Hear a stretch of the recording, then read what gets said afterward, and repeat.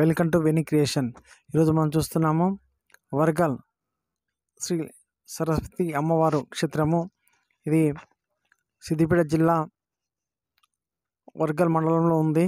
ఇది ఇక్కడ అనేక మంది భక్తులు ఇక్కడికి అమ్మవారిని దర్శించుకోవడానికి వస్తుంటారు. ప్రతినిత్యం కూడా ఇక్కడికి చాలామంది భక్తులు వస్తుంటారు. ఇక్కడ పిల్లలకు అక్షరాభ్యాసం కూడా ఇక్కడ చేయిస్తారు. మంచి రోజు నాడు, అలాగే అమ్మవారి మూల నక్షత్రం నాడు కూడా ఇక్కడ చాలామంది భక్తులు విశేషంగా వస్తుంటారు. ఈ వర్గల్ సిద్దిపేట డిస్టిక్లో ఉంది. ములుగు దగ్గర మరియు గజ్వేల్ నుంచి కూడా ఇక్కడికి అందుబాటులో కూడా రావచ్చు. ఇక్కడ ప్రధానంగా అమ్మవారి సరస్వతి మాత అమ్మవారు ఈ టెంపుల్ ఇక్కడికి చేరుకోవడానికి హైదరాబాద్ నుంచి కూడా అనుకూలంగా బస్సులు ఉన్నాయి. ఈ టెంపుల్ దగ్గరికి హైదరాబాద్ నుంచి కూడా బస్సులు వస్తాయి. ఇక్కడ సిద్దిపేట కరీంనగర్ నుంచి వచ్చేవాళ్ళు వర్గల్ ఖమ్మం దగ్గర దిగి అక్కడి నుంచి ఆటోలో ఈ క్షేత్రానికి వెళ్ళవచ్చును. ఈ క్షేత్రము ఇక్కడ అమ్మవారు ప్రసిద్ధ క్షేత్రము. ఇక్కడ ప్రతినిత్యము ఇక్కడ పూజలు జరుగుతుంటాయి. అమ్మవారిని దర్శించుకోవడానికి అనేక మంది వేల మంది భక్తులు ఇక్కడికి ఈ దేవాలయానికి వస్తుంటారు. ఈ దేవాలయము ప్రసిద్ధ కాంచినటువంటి దేవాలయము.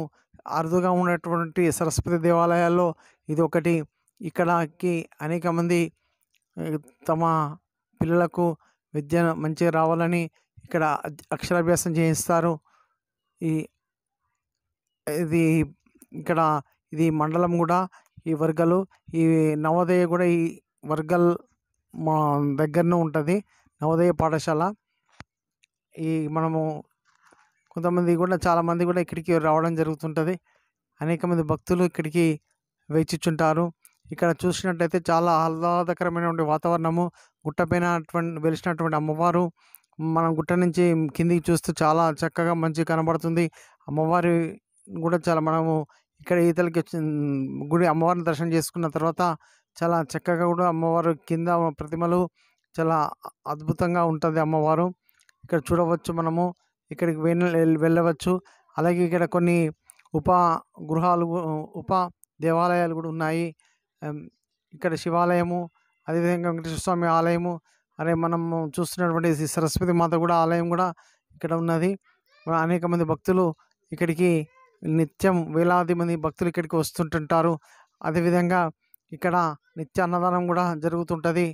అన్నదానము ప్రతిరోజు ఉదయం మధ్యాహ్నం 12 గంటల నుంచి 2 గంటల వరకు ఇక్కడ అన్నదానం కార్యక్రమం జరుగుతుంటుంది. ఇక్కడ భక్తులు కూడా అన్నదానం కూడా స్వీకరించవచ్చును. ప్రతి ఒక్కరు ఇక్కడ చాలామంది భక్తులు వస్తుంటారు. వారికి తోచిన సహాయం కూడా చేస్తుంటారు. మా వీడియో కనుక మీకు నచ్చినట్టయితే లైక్ చేయండి, షేర్ చేయండి. అలాగే మా వెనీ క్రియేషన్ ఛానల్ని సబ్స్క్రైబ్ చేసుకోండి.